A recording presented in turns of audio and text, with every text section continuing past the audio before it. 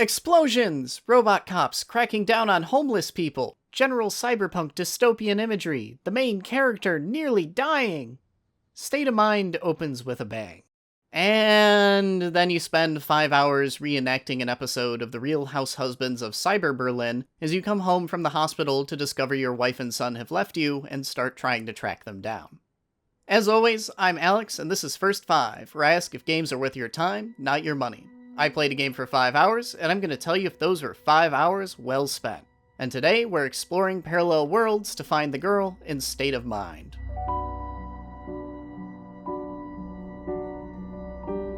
State of Mind is rough around the edges, but much of that roughness can be forgiven.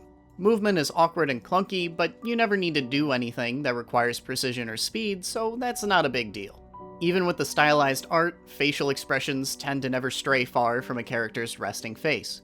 There's some light puzzle work that functions fine, but is just simple informational jigsaw puzzles. Most of the time, you're just going through a Telltale-style adventure game with the quick-time events replaced by cutscenes. Mechanically, State of Mind is average with some minor faults, but that's not what you come to this game for.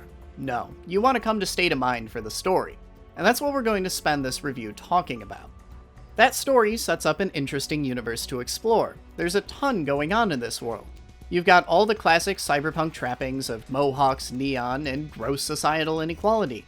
Numerous professions, including the police force, have been entirely roboticized. The surveillance state intrudes on every part of people's lives. There's a space expedition getting ready to colonize Mars. There's been mention of multiple AI networks. The world is divided between two Orwellian dystopic states controlling East and West, which are in a constant struggle and a quote-unquote war for resources. And the good old Deus Ex meat popsicles versus transhumanism debate is raging, complete with an underground resistance fighting against corporations intent on pushing prosthetics and uploading people to live in a virtual city.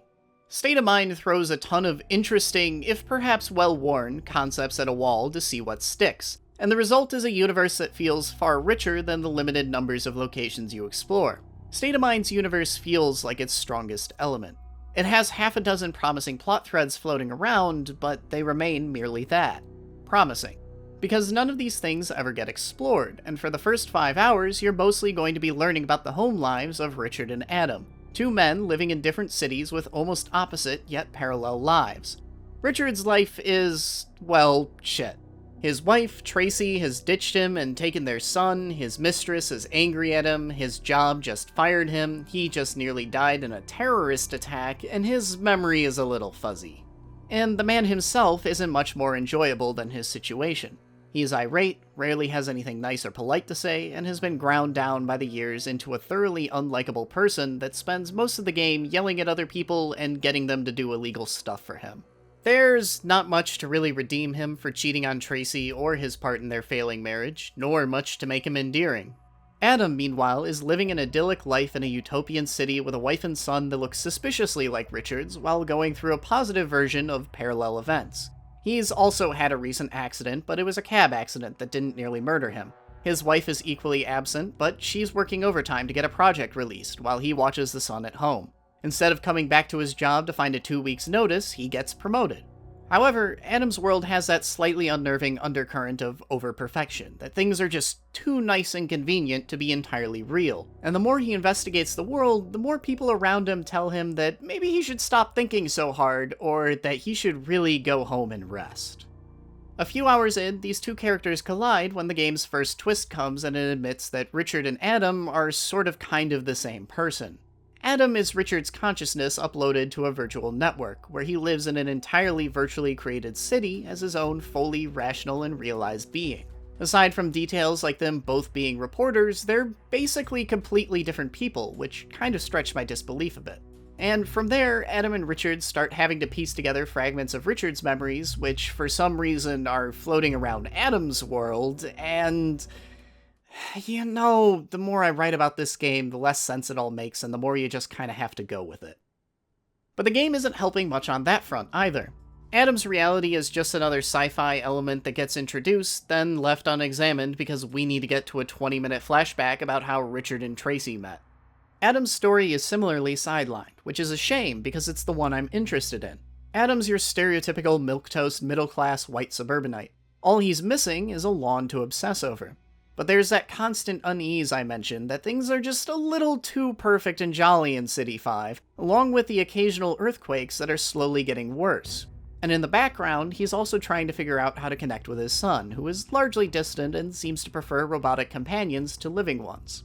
But as soon as Richard gets involved with him, most of Adam's sequences involve finding one of Richard's memories and watching his romantic entanglements while his own life just plays in the background.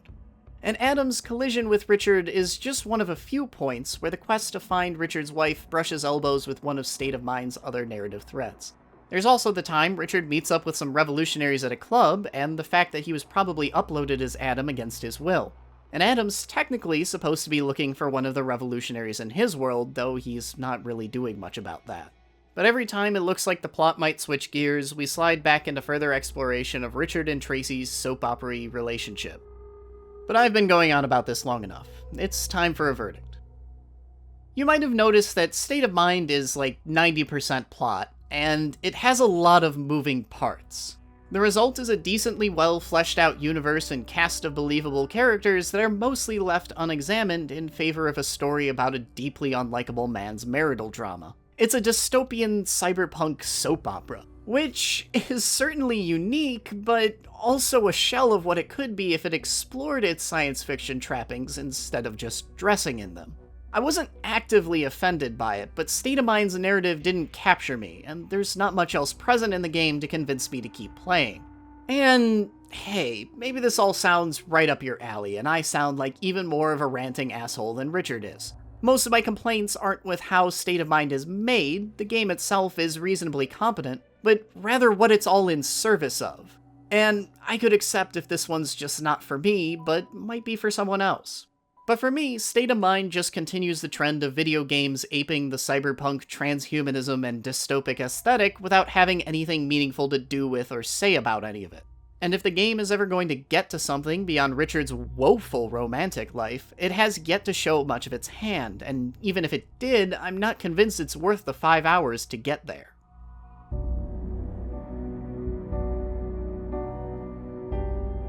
Hey! Do you believe that your time is the most valuable thing you have? Do you want more games that respect that time?